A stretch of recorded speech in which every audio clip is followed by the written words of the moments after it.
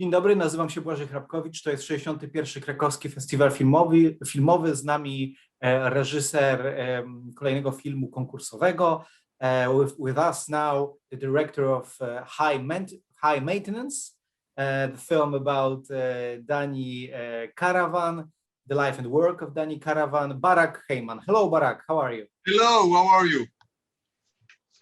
I'm very well, how are you? How are things in Israel? The things in Israel are terrible. I thought you might say that.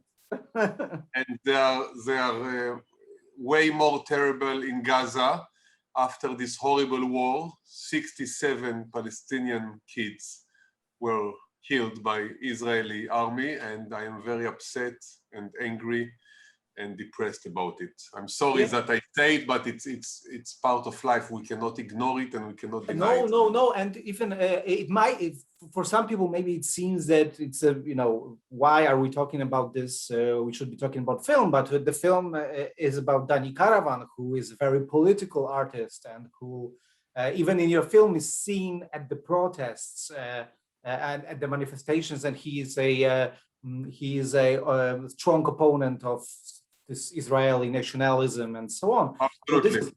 So this is actually relevant, and maybe we will come back to politics a bit later. But my first question would be to you as a documentary filmmaker: how does it feel to be insulted by your character?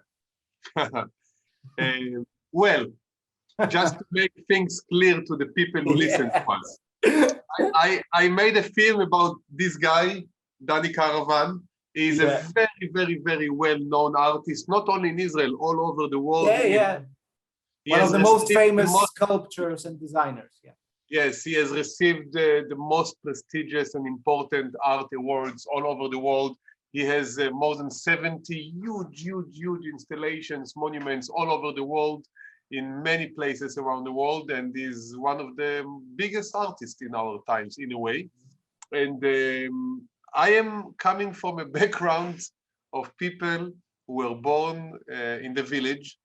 My parents were farmers, and I make films, but I am not so much into the arts. I mean, I don't know so much about art.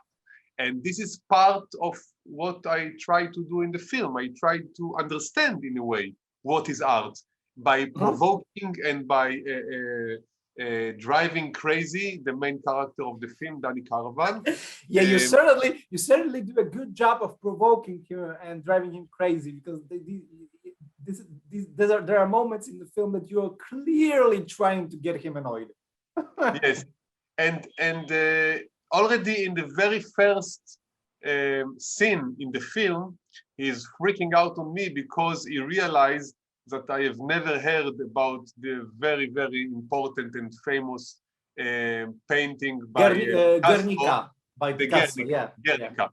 And then he's telling me, why do I talk to you? You will never understand me. You're not a real artist. You're ignorant. You're this. That's a very funny scene.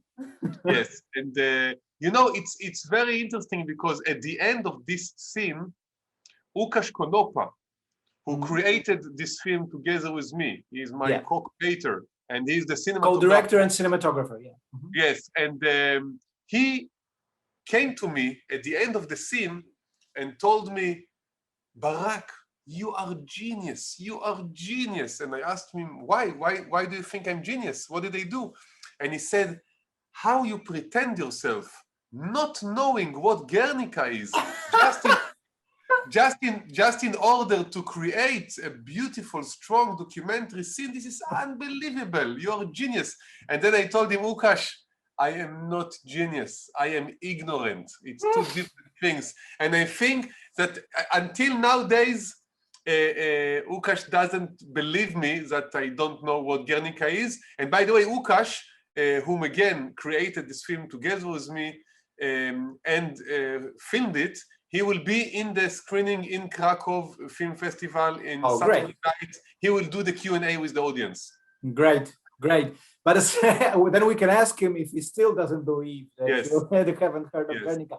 I have to say that it did cross my mind when I was watching the film that you might pretend just to provoke him. It also.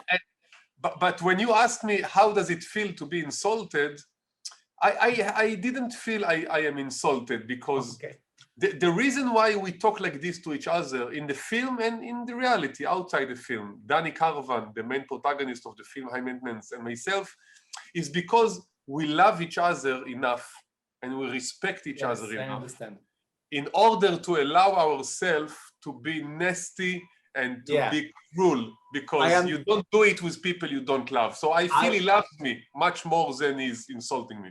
Yeah, I understand that. Of course, my question about insulting was a bit tongue-in-cheek, and but I know what you mean, because with my closest friends, and I also have this sort of banter and being nasty to each other, because we know we like, respect, and love each other. So yeah. But it's also interesting idea, I think, for a film to go on a tour, in a way, with Dani Karavan. He's going on a tour, you're accompanying him. Was that something that Dani Karavan wanted to do, and you just came along, or was it your idea to make a film based on the structure of journey to all this to all his pieces of art, not all, but to some pieces of art he made, or in Europe and in Israel? If to be honest with you, I didn't have any plan and I didn't have any idea what am I doing. I just knew that he is very, very important and famous artist. And I knew, because I felt it when I met him for the first time, that he is unbelievable character for a film, because at the same time is super sweet and generous and funny and loving and lovable. And beautiful is to spend time with him. At the same time, he can be arrogant, and he can be nasty, and he can be sarcastic, and he can be full of himself. So altogether, he's just unbelievable person to spend time with and to make film about. And this is the only thing I knew, that I like him as a person, and I am interested to understand what is his art all about. And then slowly, when I started to work on the film, I realized that every time I go together with him inside into one of his big monuments, big installations, something interesting is happening. And then I realized that I have to do it more and more in the film in order to create this motion and this energy. Yeah. This is actually this motion, this energy is very cinematic, and I think it really works in the film. But also in terms of editing, you really what struck me when I was watching the film was how much every scene is sort of essential. Every scene has some kind of a punchline, or just goes directly to the point Dani or you as a filmmaker try to make. And I felt that this was something you intentionally did. First of all, this is maybe why Shira Hochman, who is the editor of the film, won the Best Editing Award in the International Film Festival in Jerusalem. Because it is really very well put together. She's really amazing, and I think together we share the same kind of artistic agenda, which means that we both, I think, cannot stand dull moments, like moments when there is nothing happening, and we both believe that a film should hit you and hit you and hit you and hit you. And it doesn't mean that the film should not have also more mellow, calm, easy, soft moments, but in general, the feeling, the sensation should be intense. Also because Dani Karavan himself is intense. This is one of the reasons why I call the film in English High Maintenance, because it's about the maintenance of his work, and it's about the maintenance of the state of Israel, and it's about the maintenance of his body, and also because he himself is high maintenance. Yeah. Yes. He definitely is. And this is really fascinating in him, that he that he can be this very sweet and nice guy, and then he can tell his daughter that his work is the most important thing for him, or he can be very rude to a waiter actually, there was a scene in Polish cafe, I guess, when he said, Yes. "Kolek, Schmolik, there's nobody there. You don't serve me. You ignoring me, whatever." But this In the old city of Warsaw, we filmed it. Yeah, Warsaw. Yeah, this was. I thought it was Warsaw, and this is also you spoke of maintenance of his art, which is really an interesting thing because the nature of his art is that he does it, he designs it, it is built, and it is there in the city, in the common space. Yes. And so he sort of doesn't have control over how it is presented and maintained. And this is an ongoing thing for the film. So this is interesting about his art. He gives it to the public space, but then he's very annoyed how it looks. Yes, because he puts all of his heart, all of his emotions, all of his talent, all of his time, sometimes for years, in order to create a very beautiful, significant piece of art. And he has a contract with the institute which invited this piece of art from him. And usually it says that they are responsible to the maintenance of this work, because obviously when you put something in the nature which is open for the public, then people are coming, kids are coming, families are coming, they eat there, they play there, they do graffiti, they can destroy it. And the city hall or any other institute which is responsible for it should take responsibility for the maintenance of it. And I know he's crazy, he's obsessed, but I understand him, and I would be the same like him, because I can promise to you that if I come to Krakow Film Festival and I realize, for example, that the volume of the film in the screening is too low and people don't hear enough the great music by Janek Dushinsky and Alberto Schwarz, the film's composers, or if I realize that the screen is not big enough and one line of the subtitles is gone and people don't understand the film because the projector didn't do a good job, then I will freak out. I will go crazy. I will go nuts, So I understand that he's very much obsessed about it, and he should be, because if he won't be, then all those beautiful pieces of art will be damaged or vanished or just won't be the same as they supposed to be. I'll just make a note. Make sure the volume is right for Barak Heyman film. Exactly. Not high, not low. Otherwise, he will come to Krakow, vaccinated or not, quarantine or not, and he will get out of your life. Exactly. Yeah, but I'm not saying I don't understand Dani Karavan, because I do. It is his piece of art. I'm just saying that this is an interesting paradox of his art, that it is his, he made it, and of course he wants it to be presented in the right way, maintained in the right way, but at the same time, it's art that sort of functions in a public space. And I admit it's a big question in the film. Who is it? Who does it belong to? Who owns it? Is it owned by the public? Is it owned by the city hall? Is it owned by the government? Is it owned by Dani? It's an interesting question.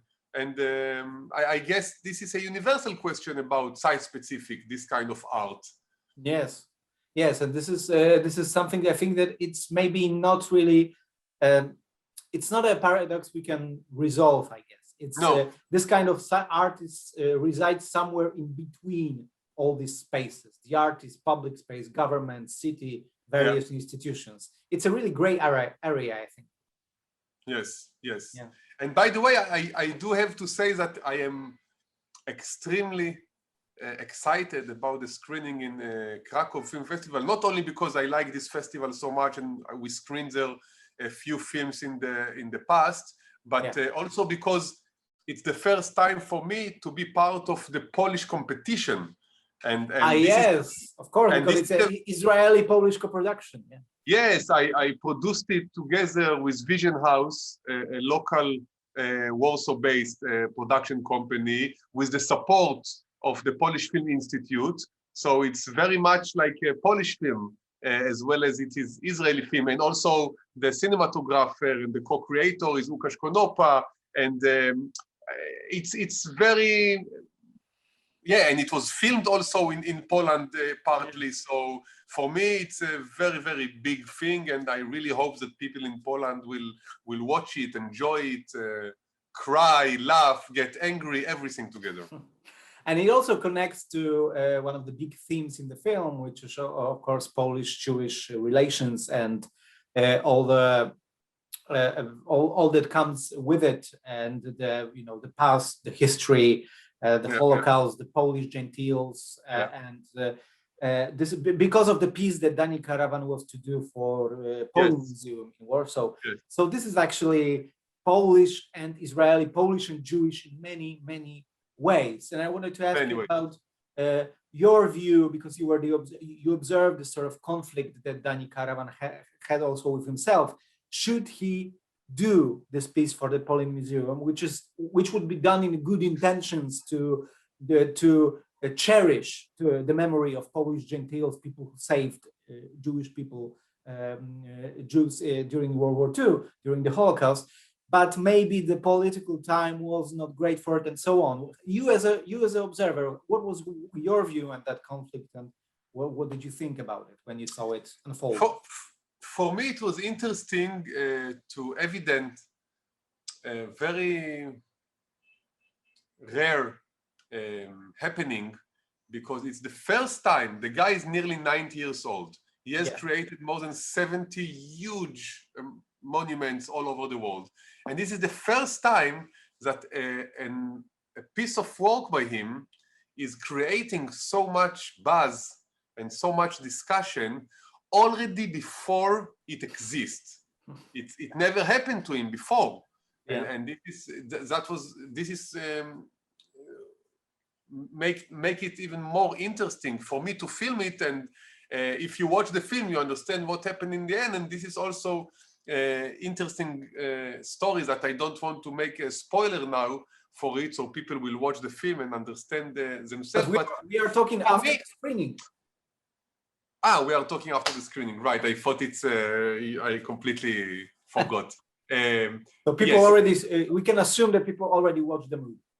Okay, so for me, without getting so much into the details themselves, what was interesting for me on the level of documentary filmmaking was the fact that he had internal ambivalent feelings which were in conflicts with each other. So in one hand, he wanted to do it very, very much. And this is also what Wim Wenders is telling him. And this is also other people are telling him, like Professor Yehuda Bauer, who is like an amazing historian in Israel, telling him, you must do it, you must do it. And other people tell him, no, you shouldn't do it because it could be manipulated and it could be used politically for wrong reasons. Yeah. So I don't even know what is my opinion, because you can look at it like this and you can look at it like that. But the interesting thing is what the artist is doing when he's facing this kind of reality where there are so many different forces that contradicting each other.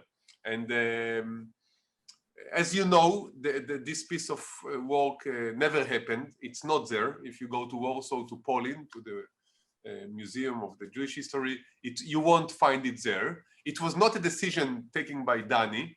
I think he would go for it all the way. It was a decision taken by the museum. Yes? No, I think it was more about the guy who was supposed to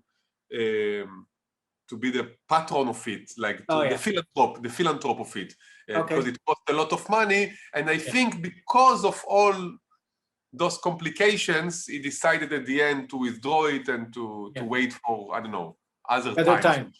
Yeah, which probably will never come, but because Dani is not getting younger, and I know what you mean. He's not in a good shape. This is what I mean. Like, he won't be able to make it. Yeah, I know what you mean. You said at the beginning of our conversation that this film was also a way for you to understand art, to understand Dani Karavan's art, but maybe art in general. what did you get from this experience in this context? Understanding art, Dani's art, or whoever. I think if you remember the moment when I make fun of him in the hospital, there is this piece of the cactus. And I tell him, what did you do here? It's nothing. You just put it. Yeah, you also say that in this sort of, in one of the squares, when you say that this is actually the second year art student could have done it. Yes. and then he's telling me about the proportions, which was very interesting. And I told him in the end, as you remember, that okay, I got you, but still it's super simple. And then he looks at me with his smile and he's telling me, if you remember, creating a simple work is the most complicated thing. And as more simple it is, as more proud I am to be the one who created it. Yeah, and he also says that the beauty is in the simplicity. Yes, and this is something that for me, I hope I learned from him and I took from him to my life, to my creation, that sometimes the simplicity is the core, is the key to the meaning and to the heart, and you don't always need to look for different kind of, sophisticated ways to deliver a message which sometimes should be and can be delivered very straightforward way, very simply. Mm-hmm. Did you, when you were making the film, did you think a lot about this political context of Dani Karavan's work? Because of course it's in the film. There is this manifestation, Jewish and for the sort of reconciliation of Jews and Arabs. There is this sort of Poland museum conflict and this discussion whether he should go ahead with this project or not. What did you think about the political side of his art? Did you also gain a better understanding of that? I got much better understanding of his political agenda in his work after we filmed this very big ceremony of his 89 birthday party.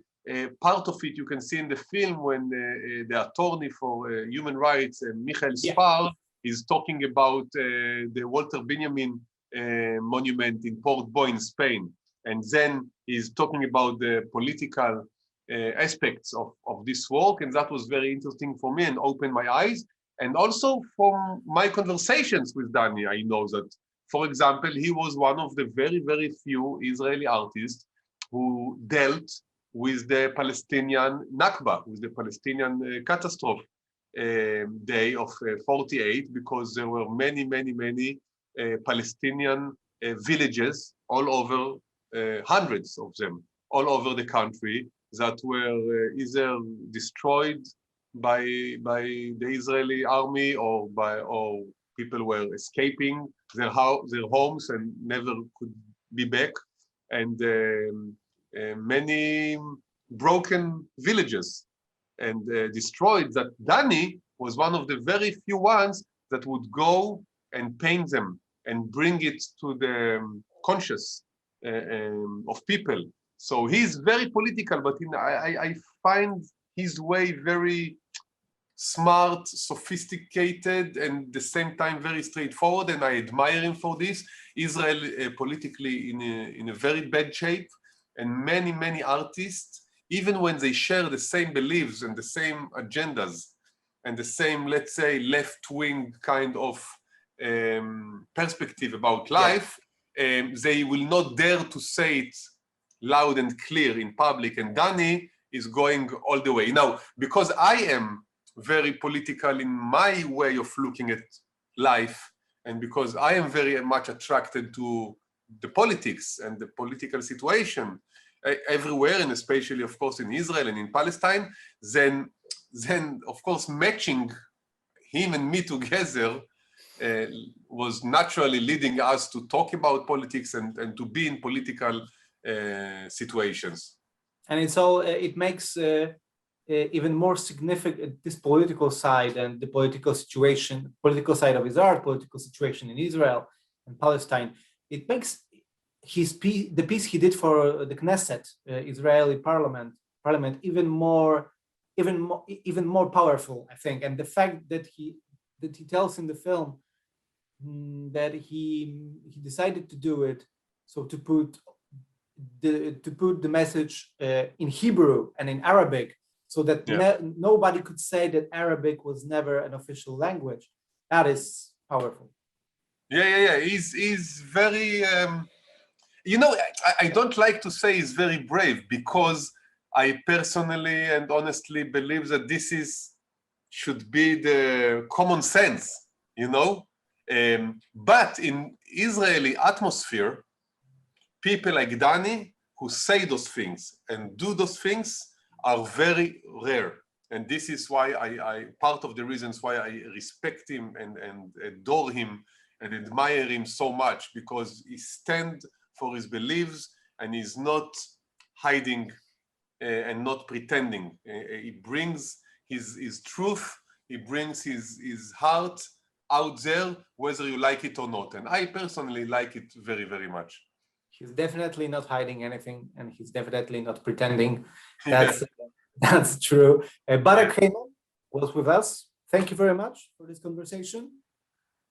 Thank you. I wish I could be there with you. You know, my girlfriend is Polish, my kids are speaking Polish, my second family is Polish, because this is Kardashevska family in Warsaw, in Mokotów, and I wish to be in Krakow now with all of you. And I want to thank again the Polish Film Institute and Vision House, the production house, who helped me to create this film. And I hope many people will come to cinemas all over Poland to watch the film. And I send you all my love, and thank you very much for choosing the film to be part of the festival. Thank you, and hope to see you in Krakow, in Poland, in the near future. Sure. Bye. Thank you. Thank you. Bye.